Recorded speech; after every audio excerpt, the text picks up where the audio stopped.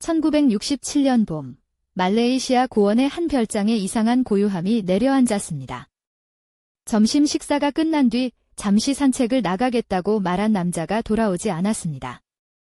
남겨진 것은 그의 방 안에 가지런히 놓인 약봉지, 담뱃갑, 그리고 지갑뿐이었습니다. 그로부터 반세기가 흘렀지만 그 남자의 행방은 여전히 밝혀지지 않았습니다. 그 남자의 이름은 짐 톰프슨이었습니다. 아시아에서 가장 유명한 미국인 중 한 명이었고 태국 실크를 전 세계에 알린 사업가였으며 그 이전에는 다른 누구도 정확히 알 수 없는 삶을 살았던 인물이기도 했습니다. 화려한 성공과 수수께끼 같은 과거가 한 사람 안에 공존했습니다. 그리고 그 모든 것은 어느 오후의 산책과 함께 영원한 의문 속으로 사라졌습니다. 짐 톰프슨은 1906년 미국 델라웨어에서 태어났습니다. 건축을 공부하고 맨해튼에서 실내 디자이너로 일하던 그는 제2차 세계대전이 발발하자 전혀 다른 길로 들어섰습니다. 미국의 첩보기관 OSS 지금의 CIA 전신대에 합류해 유럽과 동남아시아를 오가며 활동한 것으로 알려져 있습니다. 전쟁이 끝날 무렵 그는 태국 방콕에 파견되어 있었고 그 도시에서 삶의 방향을 완전히 바꾸게 됩니다. 1946년 많은 미국인들이 귀국짐을 싸는 동안 짐 톰프슨은 방콕에 남기로 결심했습니다. 당시 태국의 수도는 전쟁의 상흔을 안고 변화의 기로에 서 있었고 그는 이 도시에서 무언가를 보았습니다. 그것이 순수한 사업적 직관이었는지 아니면 다른 이유가 있었는지는 알 수 없지만 그는 이후 이곳을 평생의 터전으로 삼았습니다. 고즈넉한 강변에 집을 짓고 방콕의 일상 속으로 깊이 파고들어 갔습니다. 태국의 전통 실크는 오랜 역사를 가지고 있었지만 세계 시장에서는 거의 알려지지 않은 공예품에 불과했습니다. 짐 톰프슨은 이 전통 직물에서 가능성을 발견하고 현지 장인들과 손을 잡았습니다. 그가 세운 회사는 수년 만에 국제 패션계의 주목을 받으며 급성장했고 그의 실크 제품들은 뉴욕과 파리의 고급 매장에 올랐습니다. 그는 태국 실크를 세계 무대에 올려놓은 사람이라는 이름을 얻게 됩니다. 방콕에 정착한 지 20년이 지나는 동안 짐 톰프슨은 도시의 유명인이 되었습니다. 그의 자택은 전통 태국 가옥 6채를 이어붙인 독특한 구조로 아시아 각지의 미술품과 골동품으로 가득했습니다. 세계 각국의 외교관, 예술가, 사업가들이 그의 집을 드나들었지만 그의 정확한 과거와 현재의 활동을 속속들이 아는 사람은 거의 없었습니다. 화려한 사교의 이면에 무엇이 있었는지 그 자신 외에는 알기 어려웠습니다. 1967년 3월 짐 톰프슨은 지인들과 함께 말레이시아의 휴양지 캐머런 하이랜드를 방문했습니다. 해발 1500m 고원에 자리한 이곳은 서늘한 기후와 넓은 차 농장으로 유명한 곳으로 그는 그곳에 별장을 소유한 지인 부부의 초대를 받아 며칠을 보낼 계획이었습니다. 방콕의 번잡함을 잠시 내려놓는 평범한 여정처럼 보였습니다. 그 누구도 이 방문이 그의 마지막 여행이 될 것이라고는 생각하지 않았습니다.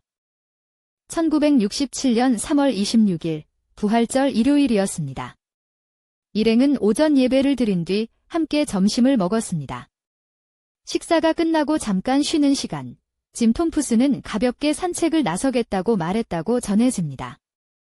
특별한 채비도 없었고 불안한 낌새도 없었다고 당시 동행했던 사람들은 나중에 진술했습니다. 그것이 그를 직접 본 마지막 순간이었습니다.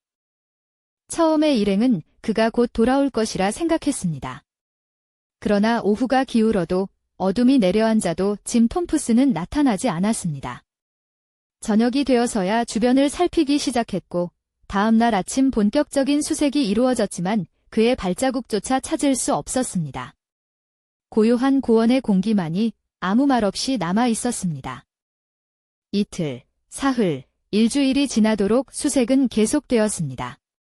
말레이시아 경찰과 군이 투입되었고 지역 주민들도 참여했습니다. 수색견이 정글을 뒤졌고 헬기가 상공을 선회했습니다. 그러나 캐머런 하이랜드의 짙은 수풀은 아무것도 내놓지 않았습니다.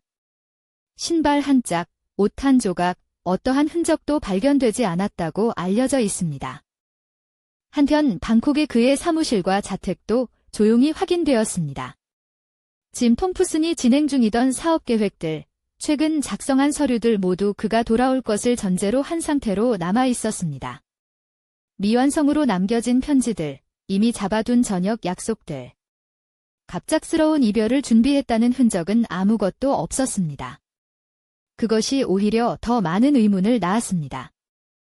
수사가 진행되면서 몇 가지 이상한 정황들이 이야기 속에 등장하기 시작했습니다. 실종 며칠 전 그가 평소와 달리 불안해 보였다는 지인의 증언이 있었고, 말레이시아로 출발하기 직전 방콕에서 정체를 알 수 없는 방문객을 만났다는 이야기도 전해졌습니다. 이러한 내용들은 공식적으로 확인된 사실이 아니라 전해지는 진술에 가깝지만 수사당국의 주의를 끌었습니다. 진실인지 기억의 착오인지조차 판단하기 어려운 조각들이었습니다. 가장 먼저 떠오르는 설명은 사고입니다. 캐머런 하이랜드의 정글은 짙고 험하며 지형을 모르는 사람이 길을 잃으면 흔적 없이 사라질 수 있다는 것이 현지 전문가들의 견해입니다. 야생동물에 의한 피해 가능성도 제기되었습니다. 그러나 이 가설이 설명하지 못하는 것이 있습니다. 수주간의 광범위한 수색에서 어떠한 유해도 소지품 파편 하나도 발견되지 않았다는 사실입니다. 정글이 사람을 통째로 삼켰다고 보기에는 너무나 철저한 부재였습니다. 두 번째 가설은 그의 첩보 전력에서 출발합니다. 1967년은 베트남 전쟁이 한창이던 시기였고 동남아시아 전역에서 미국과 소련, 중국의 정보전이 치열하게 전개되고 있었습니다. 일부에서는 짐 톰프슨이 전쟁이 끝난 이후에도 어떤 방식으로든 미국 정보기관과 연결되어 있었을 가능성을 제기합니다. 그가 정보 활동과 관련된 이유로 납치되거나 제거되었을 수 있다는 것입니다. 하지만 이를 뒷받침하는 공식 문서는 지금까지 공개된 것이 없습니다. 세 번째 가설은 외부 세력에 의한 납치입니다. 냉전시대 동남아시아에서는 다양한 정치 조직과 무장 세력이 활동하고 있었고, 당시 말레이시아 주변에도 공산주의 계열 반군 세력이 존재했다고 알려져 있습니다. 일부 연구자들은 그가 협상 카드로 활용되기 위해 납치되었을 가능성을 제기했습니다. 그러나 어떤 단체도 공식적으로 그의 실종에 대한 책임을 주장하지 않았고, 몸값 요구나 협상 시도의 기록도 발견되지 않았습니다. 가장 이례적인 가설은 자의적 잠적입니다. 짐 톰프슨이 스스로 모든 것을 버리고 사라졌다는 것입니다. 화려한 삶 뒤에 감춰진 어떤 피로감, 혹은 알 수 없는 내부 위기가 그를 그 선택으로 이끌었다는 추측입니다. 그러나 이 역시 증거가 없습니다. 사전에 준비한 흔적이 전혀 없고 그가 남긴 재산과 미완성 사업들은 자발적 실종의 근거로 삼기 어렵습니다. 어느 가설이든 결정적인 무게를 갖지 못한 채 수십 년을 떠돌아다니고 있습니다. 1974년 짐 톰프슨은 말레이시아 법원에 의해 공식적으로 사망 선고를 받았습니다. 그로부터 수년이 지난 뒤 그의 방콕 자택은 박물관으로 변모해 지금도 수많은 관람객을 맞이하고 있습니다. 그가 수집한 미술품들은 그가 떠난 날 그대로의 자리에 놓여 있다고 합니다. 사람만 빠진 채로 시간이 멈춘 것 같은 공간이 아직도 방콕 한복판에 서 있습니다. 짐 톰프슨의 실종은 어떤 결말도 없이 닫힌 사건입니다. 가장 유력한 가설도 결정적인 증거를 제시하지 못했고 그 어떤 기관도 공식적인 해답을 내놓지 않았습니다. 전직 첩보 요원, 성공한 사업가, 그리고 영영 돌아오지 않은 산책자 이 세 가지 정체성 중 어느 것이 그의 끝을 설명하는지 우리는 알지 못합니다. 반세기가 넘도록 풀리지 않은 이 수수께끼를 여러분은 어떻게 읽으셨나요?